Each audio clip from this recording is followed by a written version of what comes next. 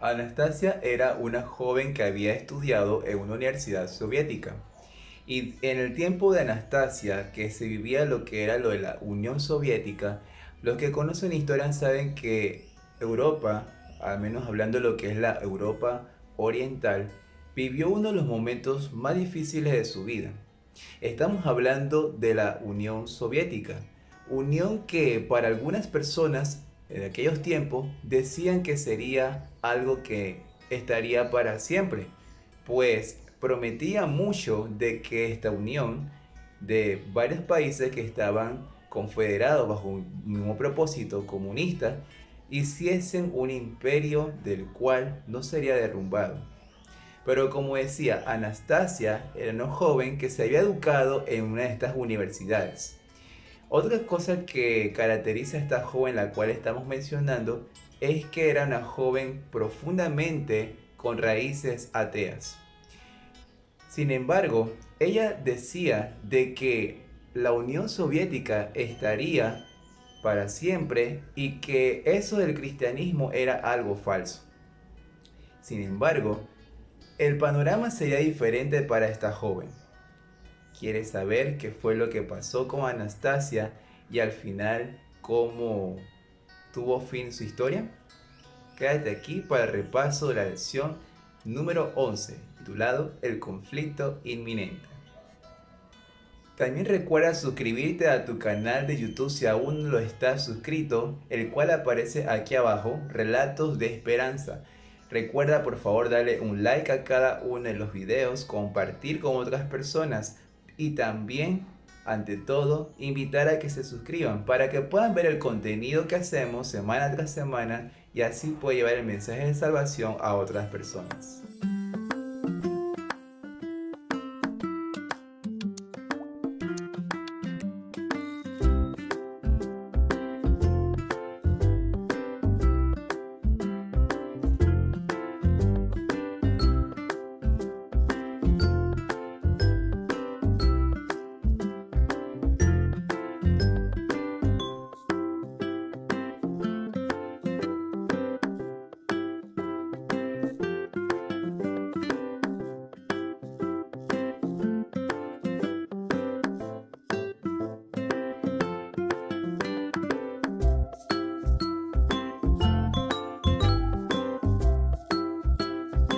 Como decía hace un momento, Anastasia en su pensar y en su pronóstico de lo que se vivía en su tiempo decía de que la Unión Soviética estaría para siempre. Pero esta no era la opinión del esposo de Anastasia, el cual vamos a llamar Plerub.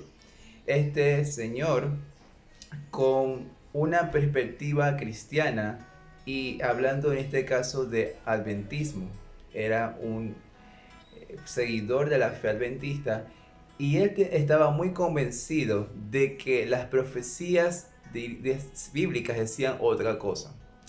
Apocalipsis capítulo 13 era uno de los capítulos que se estudiaba mucho en sus tiempos. Y entonces él le dijo a Anastasia de que Estados Unidos no iba a caer, que Estados Unidos sería una de las potencias reconocidas posteriormente. El pensamiento de Anastasia era de que toda la Unión Soviética sometería a estos poderes que solamente hablaban de capitalismo y de un mundo liderizado por otra forma, incluyendo Estados Unidos, el cual estaban ellos diciendo de que perderían ante estas guerras que se estaban haciendo. Y en el tiempo de la Guerra Fría se decía de que la Unión Soviética iba en este caso a derrumbar Estados Unidos. Entonces, para no argumentar sobre este hecho, Plerub le dijo a su esposa de que si era así de que las predicciones bíblicas decían eso, confiara. A lo que Anastasia entonces le dijo: yo voy a apostar contigo. Si yo veo de que la Unión Soviética cae, yo me convierto en adventista. De lo contrario, entonces habré tenido la razón. Fue entonces cerca del año 1980 que con la Guerra Fría, no solamente la Unión Soviética cayó en la Guerra Fría, dice que no tuvo que hacerse ningún sobreesfuerzo adicional para que esto se derrumbase, sino que también Anastasia se bautizó en la iglesia adventista y pues ha permanecido dentro de las filas del Señor. Vemos entonces cómo se cumple lo que la Biblia nos ha dicho ya con anticipación, de que ninguna cosa el Señor hace en secreto, sino que lo revela a sus siervos los profetas. Esto está en el libro de Amos, capítulo 3, versículo 7. Note aquí entonces, apreciado oyente, de que aunque el panorama en el que estamos viviendo hoy en día nos indica de que muchas de las cosas que nos preguntamos pareciesen estar sin respuesta. Sin embargo, aunque el panorama en el que usted viva, el entorno suyo que le indique otra cosa, algo es muy cierto. La palabra de Dios dice en San Juan 17:17, santifícalos en tu palabra es verdad. Por lo tanto, entonces es de notar y es también importante destacar de que solamente la palabra de Dios es la única que nos puede dar la fortaleza para las cuestiones que vendrán. Como lo dice el título de la lección, el conflicto inminente. Como hemos estado estudiando a lo largo de estos 2 meses y medio, la Biblia nos ha hablado sobre un gran conflicto que se originó allá en el cielo. La Biblia nos dice en Apocalipsis 12 de que en este caso el dragón, cuando pasa a su fase de dragón, es decir, Lucifer cuando cae, conocido como el gran dragón, la serpiente antigua que se llama Diablo y Satanás, entra en un gran conflicto, pues es el objetivo del enemigo de las almas que le adoremos. Este conflicto, que posteriormente pasa al planeta Tierra, como ya lo hemos visto en otras lecciones, a pesar de que nuestros primeros padres cayeron en pecado, Dios ha estado a lo largo de la historia. Es como cuando estamos, por ejemplo, jugando, si has jugado alguna vez ajedrez y estás viendo qué ficha mover para poder ganar tu parte. Hay que pensar con detenimiento qué fichas se van a utilizar. En esta gran batalla de la cual Dios y el enemigo están en conflicto, en el medio estamos nosotros. Y estamos en el medio no porque Dios se complazca en ver grandes devastaciones, en ver guerras, en ver divisiones. Al contrario, estamos en medio del conflicto porque Dios nos ama a cada uno de nosotros y es el deseo del Señor de que cada uno de nosotros podamos ser salvos. Como es de notar, la Biblia, en el último libro de la Biblia, Apocalipsis, nos trata de pintar, al menos en los capítulos 12, 13 y 14, nos pinta de forma perfecta y no deja por fuera ningún acontecimiento de la profecía. Y parte de ese acontecimiento tiene que ver primeramente con la adoración. La oración es el centro del conflicto. Para eso quiero que me acompañe en el libro de Apocalipsis, capítulo 14, en los versículos vamos a estar leyendo del 6 al 9 lo siguiente. En medio del cielo vi volar otro ángel que tenía el evangelio eterno, para predicarlos a los habitantes de la tierra, a toda nación, tribu, lengua y pueblo. Note que el mensaje que voy a leer es un mensaje de gran alcance. Ninguna persona se puede quedar por fuera de este mensaje. Y este mensaje dice en el versículo 7, decía a gran voz, temed a Dios y dadle gloria, porque la hora de su juicio ha llegado. Adorad a aquel que hizo el cielo y la tierra, el mar y las fuentes de las aguas. Nota aquí que el primer mensaje está llamando a la adoración del verdadero Dios, a la adoración del que creó todo. Segundo punto del mensaje dice, otro ángel lo siguió diciendo, ha caído Babilonia, la gran ciudad, porque ha hecho beber a todas las naciones del vino del furor de su fornicación. Nota aquí que el segundo mensaje hace un llamado a que estemos alerta, a que estemos despiertos, a que veamos la realidad de que hay un sistema llamado Babilonia que ha caído. Más adelante vamos a ver un poquito más de detalles sobre este sistema.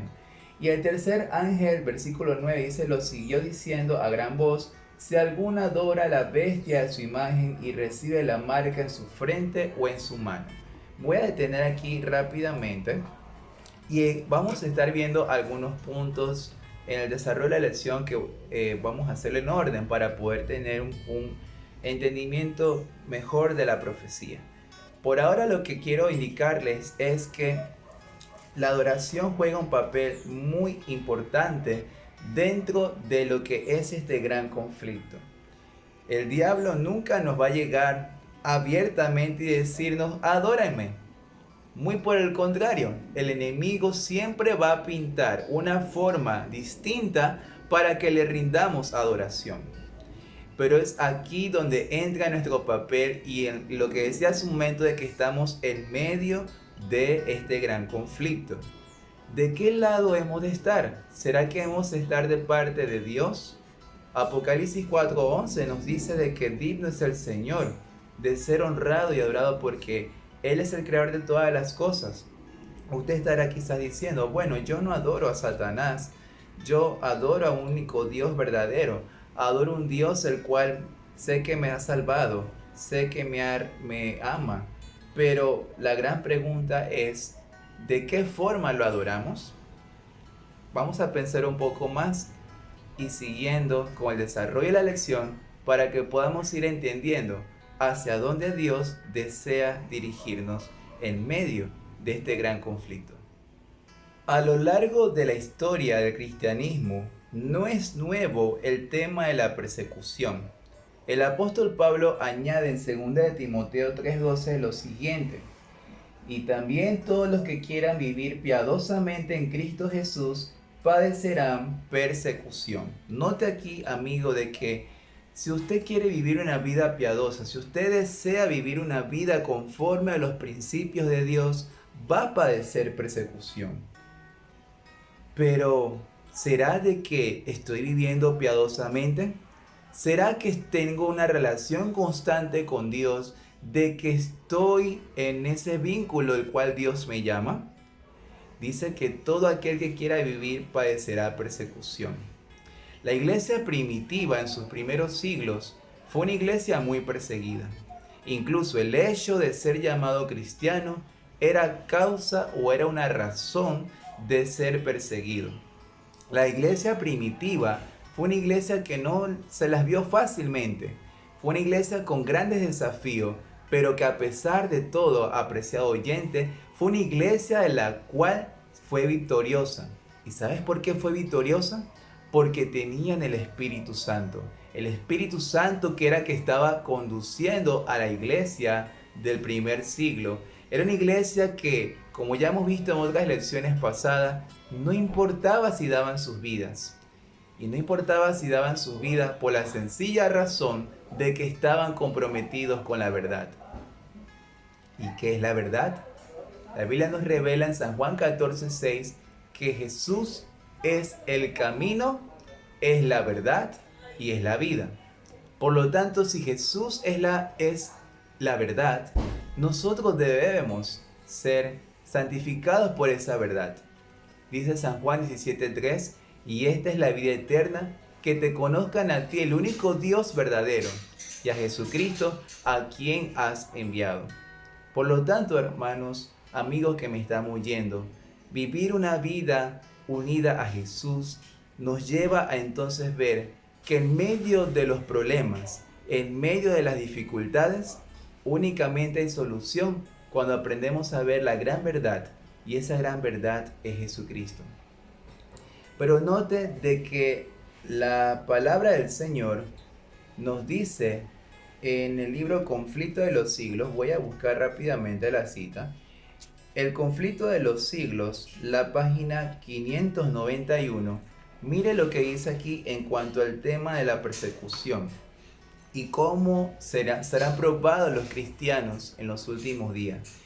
El sábado será la gran prueba de lealtad, pues es el punto especialmente controvertido. Cuando esta prueba le sea aplicada, Finalmente a los hombres se trazará la línea de separación entre los que sirven a Dios y los que no les sirven. Mientras la observancia del falso día de reposo, es decir, el día domingo, en obedecimiento a la ley del Estado y en oposición al cuarto mandamiento, será una declaración de obediencia a un poder que está en oposición a Dios. La observancia del verdadero día de reposo, es decir, sábado, en obediencia a la ley de Dios, será una señal de lealtad al Creador. Mientras que una clase de personas, al aceptar la señal de sumisión a los poderes del mundo, recibe la marca de la bestia, la otra, por haber escogido la señal de obediencia a la autoridad divina, recibirá el sello de Dios. Entonces, amigos que me están oyendo, este asunto de la oración no es algo que vamos a agarrar de forma baladí, es decir, de que no tenga tanta importancia. Muy por el contrario, el compromiso que yo tenga con Dios lo voy a afianzar no cuando venga el momento de dificultad. Muy por el contrario, el compromiso que tenga con Dios lo voy a adquirir hoy. Es decir, cuando yo pongo mi fe plenamente en Dios, cuando yo decido con la ayuda de Dios que quiero servirlo, que lo quiero seguir, que reconozco mi necesidad de Jesús, es cuando afianzo mi fe. Allí dice claramente que el sábado será una señal de lealtad. ¿Cuántos de nosotros a veces hemos titubeado o incluso hemos llegado a dudar de lo que Dios puede hacer cuando nos ha venido una prueba como el día sábado? Ya sea, quizás estoy hablando para una persona que esté estudiando en la universidad y que tenga que presentar un examen en sábado, o que tenga que dar clases en lo que comúnmente llamamos viernes en la noche, pero que bíblicamente es sábado ya.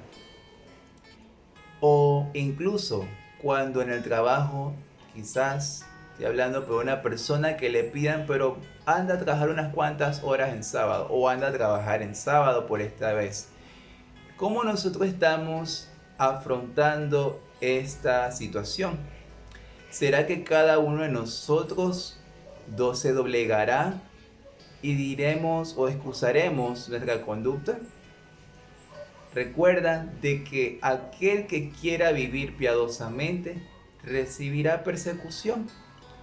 Primera de Pedro 4:12 nos dice de que no nos sorprendamos si el fuego de la prueba viniese como si fuese algo extraño. Al contrario, debemos gozarnos, como dice Mateo 5:11 y 12, que aunque nos calumnien, nos injurien, nos maltraten, nos persigan, mientan incluso, por causa de Cristo, nos gocemos en Dios, que hallemos esa bienaventuranza, porque todas estas cosas, dice el Señor Jesús, la hicieron antes de ustedes a mis siervos. Por lo tanto, si usted en este momento está teniendo una dificultad en su vida, si es objeto de burla, si es motivo de acusación por su fe, no tema, porque el Señor en medio de la dificultad está presente. Dios nos ama como la niña de sus ojos, por lo tanto, confíe en las promesas de Dios que son ahora. Afiance su fe en Dios y Jehová peleará la batalla por usted cada día. En un momento estaba diciendo que el mensaje importante, conocido para los últimos días como el mensaje de los tres ángeles, hay tres mensajes importantísimos que son para nosotros hoy. La adoración a Dios en el día verdadero, reconocer de que hay un sistema falso que ha caído pero que promueve una adoración que, aunque sea una adoración supuestamente virtuosa, al final es una adoración que no es aprobada por Dios. Y como resultado de la caída de este sistema, hay un sistema político que aparenta ante el mundo ofrecer la solución a cada uno de los problemas. Vivimos un mundo en el cual queremos que todas las cosas se realicen rápido, que Si testeamos con una persona, la persona nos responde inmediatamente. Vivimos en un mundo en el que las comidas en ciertos países ya vienen ya prehechas, solamente de calentar y comérnoslas. Vivimos en un mundo en el cual todo es rápido y hay una solución aparente para cada una de las dificultades.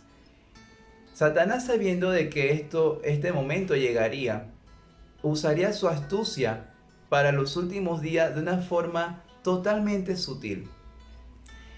Recuerda que si usted le dicen, te regalo un vaso de agua con cianuro, no te lo vas a tomar claramente, ¿no? En tu lógica no te lo vas a tomar porque el cianuro te va a matar obviamente y tú no te vas a matar, al menos que tengas el pensamiento de quererte suicidar y que el Señor reprenda ese pensamiento, pero eso obviamente no va a pasar por la mente de cualquier persona coherente y en sus 5 sentidos. Pero podemos decir de que si nos dan un vaso de leche con un gramito chiquitito de cianuro y usted no sabe que eso tiene cianuro, usted se lo está tomando sin saberlo, de forma inocente, y yo le hago la pregunta, ¿habrá una gran diferencia entre tomarse un vaso de agua lleno de cianuro con un vaso de leche con un poquito de cianuro? Claro que no. Quizás en el primer vaso con agua lleno de cianuro, es obvio que usted se va a morir pronto. Pero si usted se toma el vaso de leche con un poquito de cianuro, el efecto será obviamente dañino, pero no le va a matar quizás de forma instantánea. O dependiendo del organismo de la persona, pueda que sí se muera. El punto es de que en poco o gran porción, de todas formas, hay un elemento el cual sabemos que no es beneficioso. Satanás entonces, por lo tanto, usa la misma herramienta porque él dice, no me sirve perseguir de matar a la gente porque ya en el pasado sucedía que con la iglesia primitiva, entre más gente moría, más gente se añadía al cristianismo. Fue ahí entonces, como vimos en una lección, de que cuando se mezcla la verdad con el error, se transige, ¿sí? Se cae en esa transigencia, se mezcla ambas cosas y como resultado da un cristianismo sincretizado y por lo tanto el sincretismo del paganismo con el cristianismo da a una falsa religión. Una religión que yo usaba un término anteriormente y que lo vuelvo a repetir, una religión híbrida, ¿sí? Entonces, por lo tanto, el enemigo de las almas ha diseñado un sistema. Note que lo que voy a decir no lo digo por mi propia palabra y quizás no voy a leer todos los versículos porque el tiempo es apremiante, pero tu tarea es que en casa leas los versículos que voy a decir. Yo solamente lo que voy a hacer es describir los versículos y usted en casa puede entonces leerlo y con la ayuda del Espíritu Santo analizarlo más profundamente. Pero este sistema tiene ciertas características. En Apocalipsis capítulo 13, Apocalipsis 13 en el versículo del 1 al versículo 10, describe sobre un sistema el cual se llama la bestia que sube del mar. Y esta bestia que sube del mar, según Apocalipsis 13:1, es una bestia que tiene 7 cabezas, 10 cuernos y sobre esos cuernos tiene 10 diademas. Y dice que una de sus cabezas, más adelante en el versículo 3 dice, pareciera estar herida de muerte. Pero que en sus cabezas se tienen nombres de blasfemia. Y que aparte de eso, este sistema tiene características parecidas a la de Daniel 7. Pues dice aquí el versículo 2, es semejante a un leopardo, tiene pies como de oso, su boca de león, y dice la última parte, el dragón le dio su poder, su trono y gran autoridad. Cuando vemos esto así, diremos, wow, esto es un monstruo que está saliendo del mar. Pero la Biblia, a través de símbolos, Dios dio la profecía de forma codificada para que Dios en su misericordia nosotros podamos ver el mensaje, que no es por interpretación de uno, sino es que el Espíritu Santo nos ayuda a poder discernir el mensaje que Dios tiene para sus hijos. Entonces note que una de las características sobre esta bestia es que el dragón le da poder. Ahora note que esta bestia, como decía, tiene características o tiene semejanza o tiene el mismo paralelismo con Daniel 7. Le pongo de tarea que lea Daniel 7 y se va a encontrar estos mismos animales que menciona Apocalipsis 13:2. Ahora, nota aquí que la primera característica de este poder es, y digo que es un poder político, y más adelante vamos a ver que es un poder religioso, porque en Daniel capítulo 7, en el versículo 21, ahí dice que la bestia es un reino. Entonces, por lo tanto, este es un poder político. Ahora, note que este poder sale del mar. Entonces, una de las primeras características que vemos es que es un reino, ¿sí? Que es un reino que surge en medio de muchedumbres. Esto es el concepto del mar, según Apocalipsis 17:15, representa muchedumbres, naciones y lenguas. Y otra característica que vemos de este poder es que el dragón le da el poder, según Apocalipsis capítulo 13, el versículo 2. Ahora, la Biblia dice en Apocalipsis 12, del 3 al 5, que el dragón representa a Satanás.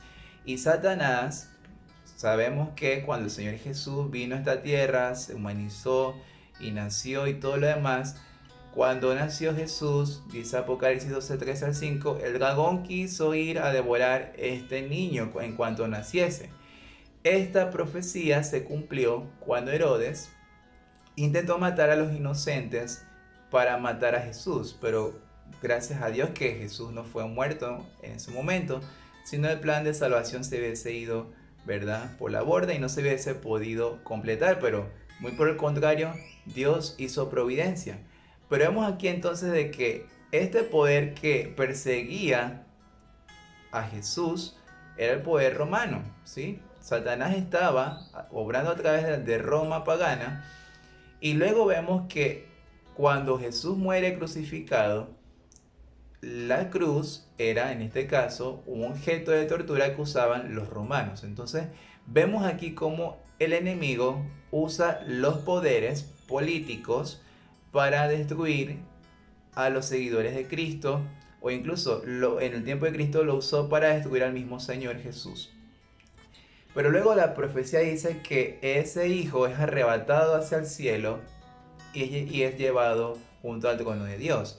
Pero si usted lee la segunda parte de Apocalipsis 12, se va a encontrar, y ya lo vimos en una lección pasada, se va a encontrar que este mismo dragón, como vio que no pudo matar a Cristo, ahora trata de matar e incluso de perseguir hasta la muerte a los seguidores de Jesús.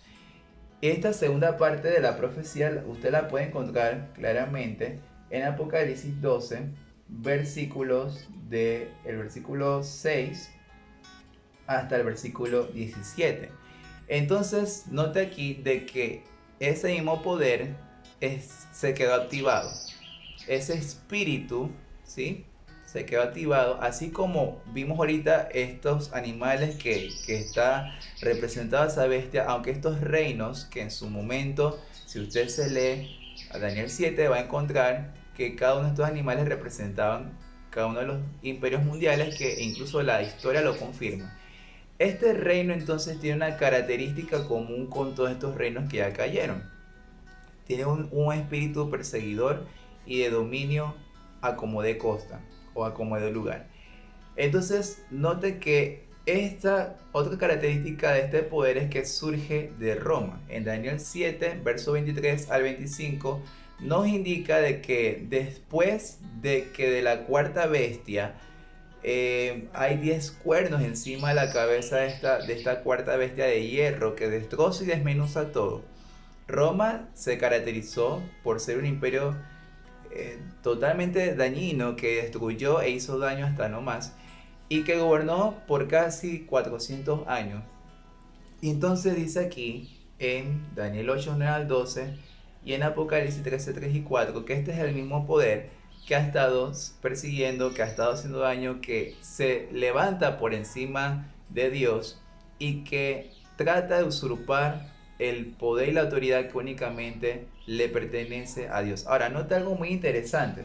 Hace un momento hablaba de una Roma pagana, pero ¿cómo que ahora este poder trata incluso de usurpar la autoridad de Dios, pone leyes que van en contra de Dios y que blasfema contra Dios? ¿Cómo así ese aparente cambio si estamos hablando de un reino que era totalmente pagano, que no creía en Dios?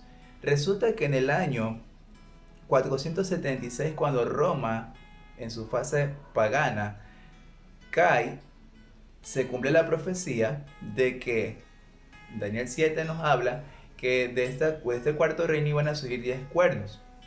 La Biblia nos indica que el cuerno en la profecía simboliza poder, ¿sí? Entonces, por lo tanto, estos 10 ramificaciones del imperio romano, que se conocieron luego como tribus bárbaras y que confederaron lo que actualmente conocemos como Europa dividida. Entonces allí vemos claramente de que se cumplió la profecía. Al dividirse Roma, Constantino traslada la capital de Roma hacia Constantinopla, lo que se conoce como Turquía, y por lo tanto queda un vacío político en Roma, y en medio del caos y de la desesperación y del colapso político, surge entonces un cuerno pequeño, el cual nos habla la Biblia en reiteradas ocasiones y que está en estas citas que te he mencionado: Daniel 7, 23 al 25, Daniel 8, 9 al 12 y Apocalipsis 13, versículo 3 y 4. Nos habla entonces de que este poder que surgiría como un cuerno pequeño hablaría palabras contra el Altísimo, y a los santos del Altísimo quebrantaría. Y esto nos lleva a otra característica. La característica es que dice que hablaría blasfemias. Apocalipsis 13, 5 y 6 dice que también se le dio boca que hablaba arrogancias y blasfemias, y se le dio autoridad para actuar por 42 meses, y abrió su boca para blasfemar contra Dios, para blasfemar de su nombre, de sus tabernáculos y de los que habitan en el cielo. Nota aquí que este es un poder que habla contra el Altísimo. Cuando este cuerno pequeño surge en el año 538, es el poder ya no de Roma pagana, sino de una supuesta Roma cristiana, pero que en realidad no es cristiana porque habla en contra de Dios. Entonces estamos hablando de un poder papal que gobernó por 1260 días, y como ya lo vimos en otras lecciones, según el libro de Números 14:34 y Ezequiel 4:6, este poder gobernaría por tiempo, tiempos y la mitad de un tiempo. ¿Qué significa eso? De que gobernaría por 1260 días o 1260 años. Y la Biblia nos da referencias sobre este episodio en Apocalipsis 13, verso 5, Apocalipsis 13, 10, Daniel 7, 25, Daniel 12, 7 y Apocalipsis 12, 14. La Biblia nos habla entonces de que este poder persiguió, pero es en el año 1798 cuando el general Berthier, por orden de Napoleón, manda exiliar al Papa, en ese entonces el Papa Pío VI, lo manda afuera de Roma, lo manda hacia Francia, y la hegemonía, el poderío que gozaba Roma, en este caso papal, se opaca, se acaba y se finaliza los 1260 años de persecución que la iglesia en la Edad Media hizo en contra de los creyentes. Ahora, note algo muy interesante que les voy a compartir. A pesar de que actualmente este poder no esté gobernando de forma política, pero sí el espíritu de ese poder está incluso todavía, que está preparando el mundo. Y recientemente hemos pasado algunas crisis, en este caso del COVID, y también si hablamos de la situación económica que se está viviendo. Pero note de que ya este poder está preparando al mundo para que la historia se vuelva a repetir. Eclesiastés 1.9 dice que no hay nada nuevo que pase debajo del sol, porque lo que fue en el pasado se volverá a repetir en el presente. Y miren las palabras interesantes que dio el Papa Benedicto XVI el 6 de junio del 2012. Él dijo lo siguiente en una de sus homilías en la Plaza de San Pedro. Indicó lo siguiente: el domingo es día del Señor y de los hombres, un día en el que todos deben poder ser libres, libres para la familia y libres para Dios. Al defender el domingo, defendemos la libertad humana. Esto está en el sitio web de Vatican.va/content Benedict XVI.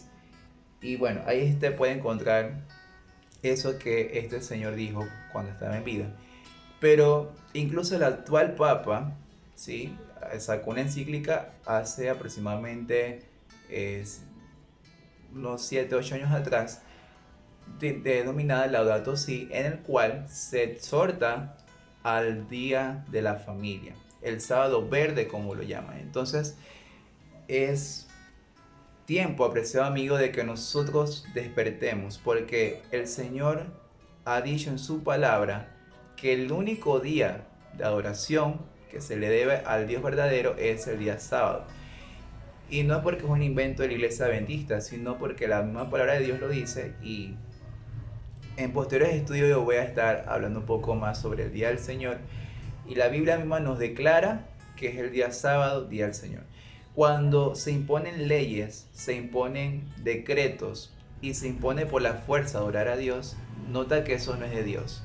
Eso únicamente proviene de lo contrario, ¿verdad? Que el cual ya tú sabes a qué me refiero. Que el Señor nos ayude a estar preparados, nos ayude a estar apercibidos y podamos tener presente que el Señor está al control, pero es necesario que podamos afianzar nuestra fe únicamente en Dios, porque el Señor nos ayudará a ser fiel en todo. En ese momento les estaba hablando entonces de que este sistema que el enemigo las almas ha diseñado para que se le adore finalmente al enemigo, el enemigo nunca va a entrar de forma abierta para que lo adoremos. Entonces él tendrá que valerse por la fuerza, va a tener que valerse por el temor a que le infunda a las personas. Pero lo que sí es muy cierto es que cuando nosotros aprendemos a confiar en Dios, el Señor siempre va a estar al control, pase lo que pase. Sin embargo, la profecía indica de que este poder que fue derribado, que hablamos hace un momento de la bestia que sube del mar, vimos entonces de que reunía ciertas características y parecía que en realidad no habría un final y que Satanás vencería a través de este poder. Pero vemos que la profecía debe tener su cumplimiento y que va a tener su cumplimiento, y aparte de tener su cumplimiento, nosotros vamos a jugar un papel. Si estamos con vida, vamos a jugar un papel muy importante dentro de esa profecía. La Biblia nos habla en Apocalipsis 13, del 11 al 18, de que una segunda bestia iba a surgir, pero ya no del mar. Note cuando usted se pone a leer en Daniel 7 y en Apocalipsis 13, del 1 al 10, va a encontrarse que estas bestias que surgen del mar. Pero en Apocalipsis 13, 11 al 18, va a notar que en el escenario aparece otra bestia. Pero esta bestia dice que tiene 2 cuernos como de cordero, y que aparte de tener 2 cuernos como de cordero, es una bestia que dice que habla como dragón, y que aparte de eso ejerce la autoridad de la primera bestia, que ya vimos que es la que surge del mar, ya dimos algunas características. Y también dice de que esta bestia, también dice que ella fuerza a que adoren a la primera bestia que tuvo la herida mortal de espada, y que si no adoran a esta bestia, va a obrar por milagros, va a obrar por muchos encantos. Y si esto no es suficiente y usted no se rinde a adorar a esa primera bestia, va a jugar entonces tanto de forma económica y también va a desempeñar incluso un papel hasta incluso de que usted muera. Esto lo dice Apocalipsis 13, versículo del 11 al versículo 18. Pero ahora, al tener un reflejo de quién es esta bestia que surge de la tierra, cabe destacar algunos puntos. El primer punto es que esta bestia no surge del mar, sino que surge de la tierra. La tierra es lo opuesto al agua, ¿no? En este caso vimos ya bíblicamente que el agua representa muchedumbres. Pero realmente, ¿qué representa la tierra? En las parábolas de Jesús podemos encontrarnos que en Mateo 13:8, cuando se hace referencia a la tierra, se hace con relación a lo que sería el suelo donde cae la semilla fértil, y que por lo tanto, como una semilla fértil que cae en un suelo de buena solidez, de buena tierra, la semilla crece hasta convertirse en una planta. Entonces, nota aquí de que la Biblia usa este mismo símbolo de la tierra porque dice que sube de la tierra. Entonces es en el año de 1776, el 4 de julio de ese año, una nación joven que recientemente se había formado recientemente porque esas personas que emigraron de Europa tras las persecuciones papales vinieron acá a América. Y es entonces que en esa época, hablando del siglo XVI-XVII, que se forma lo que se conoce como los Estados Unidos. Entonces el 4 de julio del año 1776, con tan solo menos de 200 años, esta nación joven se forma y se declara independiente.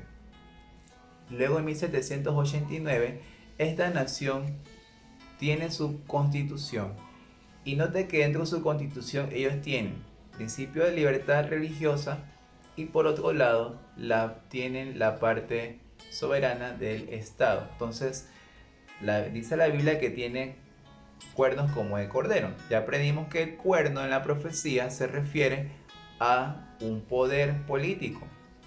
Pero el que tenga cuernos de cordero nos hace ver entonces de que esta nación profesa la libertad civil de la religiosa, pero también es una nación con características cristianas. Cuando hablamos en la Biblia, en Juan 1:29, nos habla que el Cordero que quita el pecado del mundo es Jesucristo. Entonces, por lo tanto, es una nación con principios cristianos.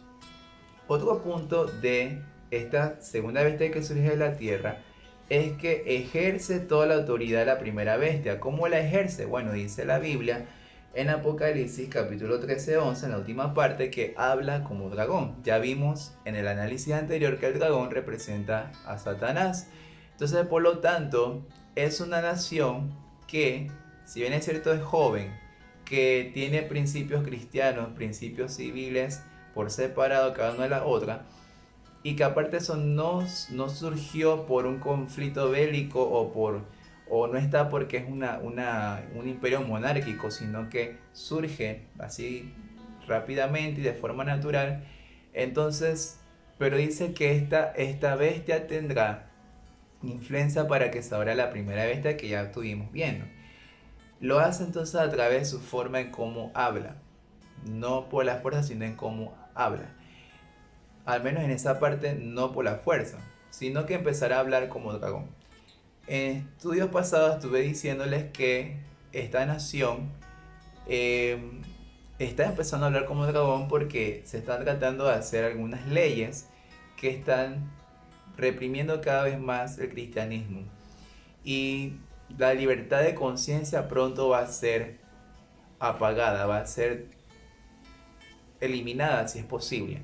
Entonces note que también esta bestia hace maravillas conduciendo al engaño de muchos. Esto está en Apocalipsis 13 del 13 al 14. Y por última instancia va a forzar a una falsa adoración. Esto está en Apocalipsis 13, 15 al 17. Y el versículo 18 de Apocalipsis 13 dice que el que tenga sabiduría cuente el número de la bestia, pues es número de hombre, su número es 666.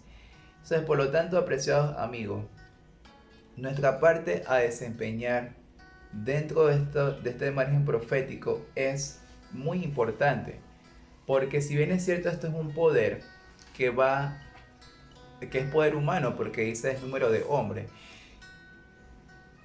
va a ejercer fuerza sobre los verdaderos hijos de Dios que aman a Dios de corazón y que desean seguirlo de corazón y adorarlo como Él se merece. Pero será un momento en el cual nuestra fe va a ser probada, al punto de que tendremos que decidir si nos hacemos de parte del montón que sigue un supuesto poder que promete una libertad en todo el sentido, o si estamos de parte del grupo que sigue a Dios fielmente de corazón y que en medio de la adversidad adora a Dios por encima de todo.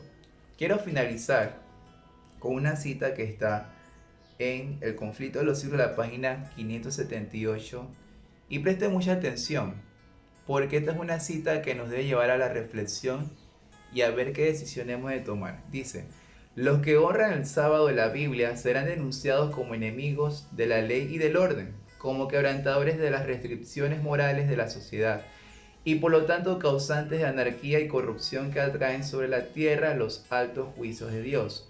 Sus escrúpulos de conciencia serán presentados como obstinación, terquedad y rebeldía contra la autoridad. Serán acusados de deslealtad hacia el gobierno.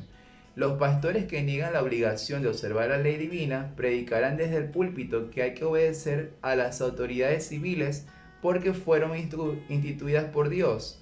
Por las asambleas legislativas y en los tribunales se calumniará y condenará a los que guardan los mandamientos.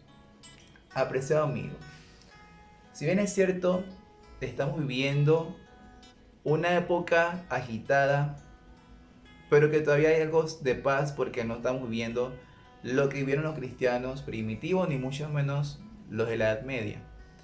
Lo que sí es cierto es que nosotros debemos tomar una decisión, no en atacar a una iglesia, ni atacar individuos, porque esta es una guerra espiritual que desde el cielo se viene dando, sino muy por el contrario, de llamar, exhortar a que nos hagamos de parte de lo que es la verdad. La verdad no hay que pelearla, la verdad no hay que defenderla, la verdad únicamente está en Jesucristo. Cuando aprendemos que Jesús es el centro de las profecías y es el centro de cada una de nuestro entorno, nuestro eje, nuestra vida cobrará sentido.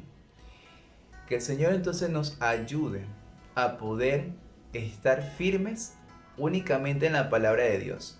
Porque cuando afianzamos nuestra fe en Dios, aparentemente, aunque pareciese de que el pueblo de Dios será derrumbado, Apocalipsis 14:12 dice: aquí está la paciencia de los santos, los que guardan los mandamientos de Dios y tienen la fe de Jesús. Que Dios nos ayude y nos dé fuerza cada día para ser fieles hasta su segunda venida. Vamos a hacer una oración antes de concluir este repaso. Oremos. Padre Celestial que moras en los cielos, gracias por tu palabra, que es verdad. Ayúdanos a vivir una vida de devoción a ti, de entrega completa. Que tu Espíritu Santo nos ayude a mantenernos fieles y que en medio de este gran conflicto podamos tener presente que tú eres el ganador y que por lo tanto nuestra fe debe ser cimentada únicamente en ti. Gracias nuevamente, en el nombre de Jesús. Amén. Gracias, apreciados amigos, por su tiempo. Será hasta la próxima semana, si el Señor así lo permite. Que Dios les bendiga a cada uno de ustedes.